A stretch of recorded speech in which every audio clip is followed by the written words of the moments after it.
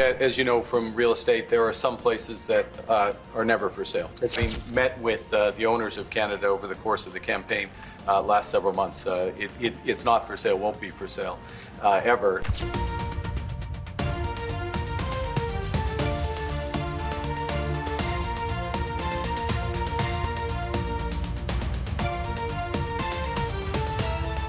It would really be a wonderful marriage because it's two places that get along very well. They like each other a lot.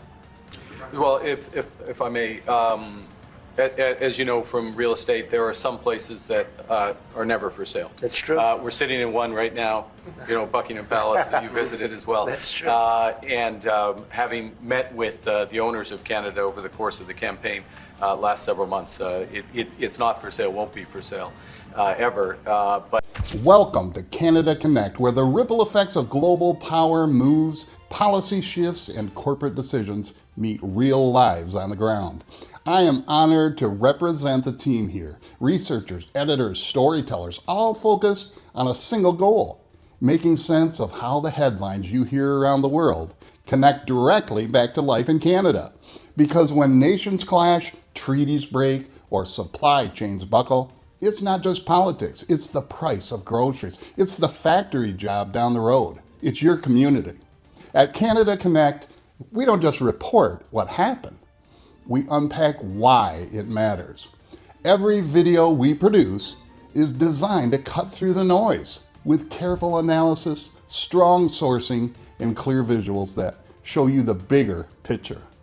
From energy deals reshaping the Arctic, to sudden trade wars hitting northern towns, to EV recalls, border policies, and quiet battles over tech and territory. We follow the thread to where it really leads. If you've been watching, thank you.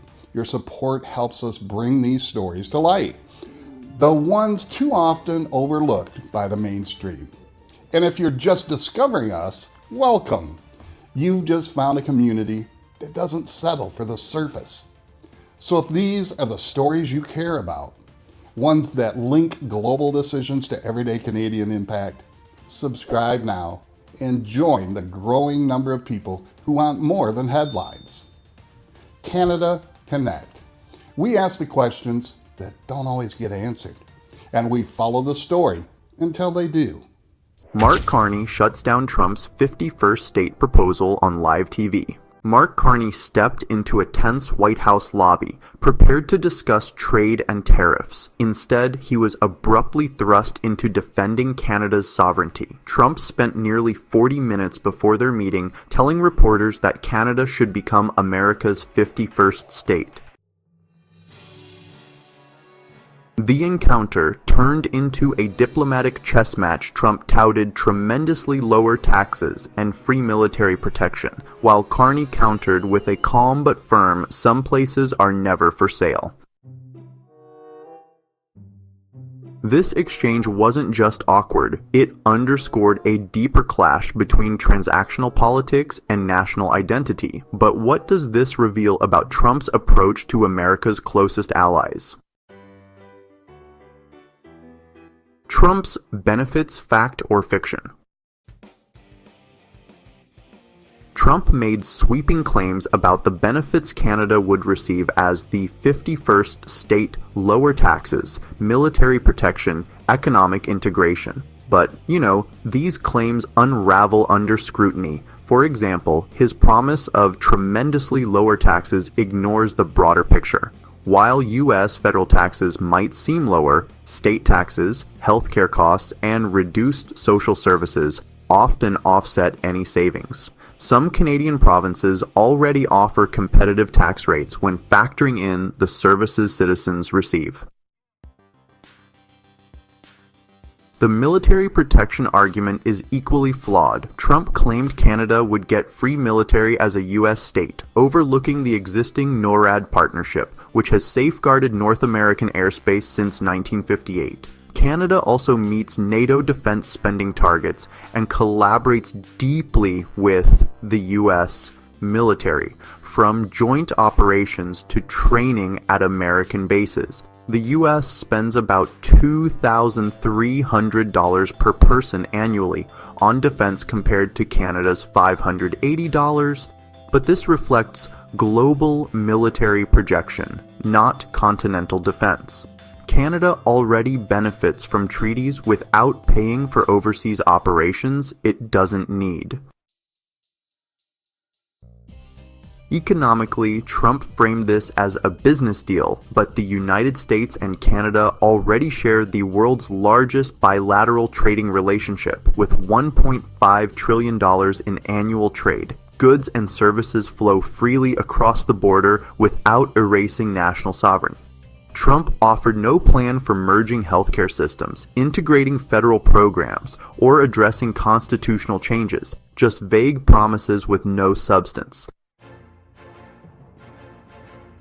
This reflects Trump's transactional worldview, where everything is a deal. It's like buying a house without inspecting the foundation, bold claims with no practical follow-through. His assumption that Canadians would embrace this offer reduces national identity to a cost-benefit analysis, revealing more about his approach than reality.